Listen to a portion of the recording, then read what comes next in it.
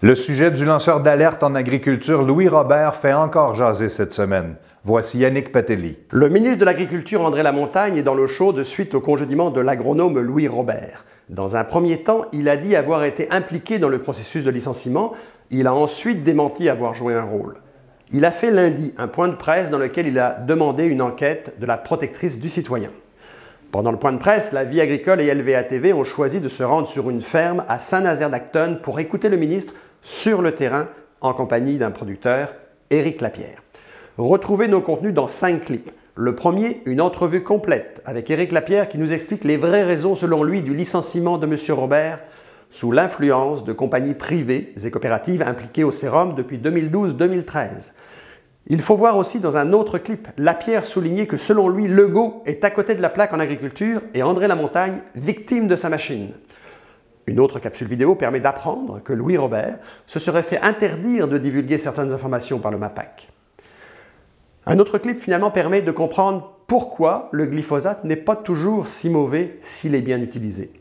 Et Éric Lapierre, très volubile, explique aussi dans une de ses capsules sa vision de la pyramide de l'UPA. Depuis 2007, le Québec a perdu 1514 entreprises laitières. Pire, depuis 25 ans, ce sont 55% des fermes laitières qui ont cessé leurs activités. L'article de La Terre de chez nous rappelle que la production laitière demeure une locomotive de l'agriculture, mais une préoccupation grandissante.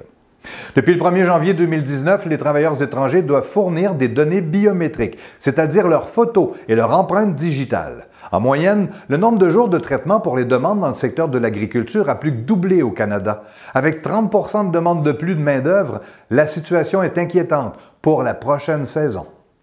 L'émission française Envoyé spécial a préparé un long reportage sur le glyphosate. Est-ce dangereux? Les scientifiques ne sont pas tous d'accord. À voir maintenant sur la chaîne YouTube d'Envoyé spécial. Et puis il y a ceux qui font sans. Nous avons tenté de réunir ces deux mondes a priori irréconciliables. Deux agriculteurs ont accepté d'échanger, de partager leur expérience. Vont-ils enfin finir par s'entendre? Glypho or not glypho? Le ministre de l'Agriculture, André Lamontagne, de passage au Salon de l'Agriculture en janvier dernier, a annoncé la mise en place de près de 100 000 $ pour aider la relève n'ayant pas de capital à présenter en garantie. Le prêt levier permettra à une personne qui ne détient pas les garanties financières normalement exigées de pouvoir obtenir un prêt de 100 000 $ sous d'autres bases que celles normalement exigées par les institutions financières. La Commission de protection du territoire agricole du Québec, qui célèbre ses 40 ans cette année, a autorisé des usages non agricoles sur quelques 1600 acres à l'intérieur de cette zone. Au 31 mars l'an dernier, la zone agricole s'étendait sur 6 306 000 acres, 71 acres de plus qu'à pareille date un an plus tôt.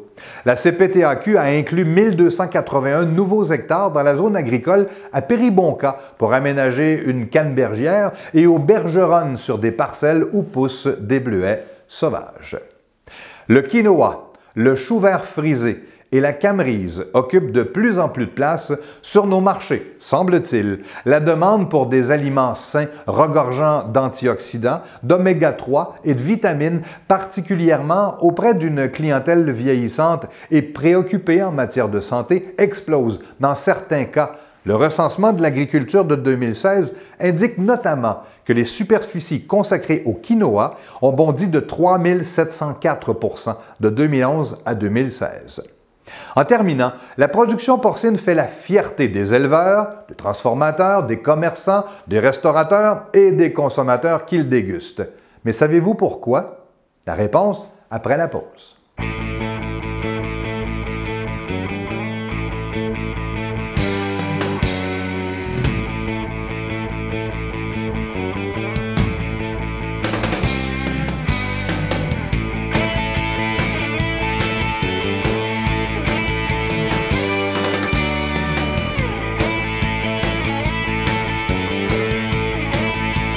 Chez Bossé et Frères, l'hiver, on connaît ça.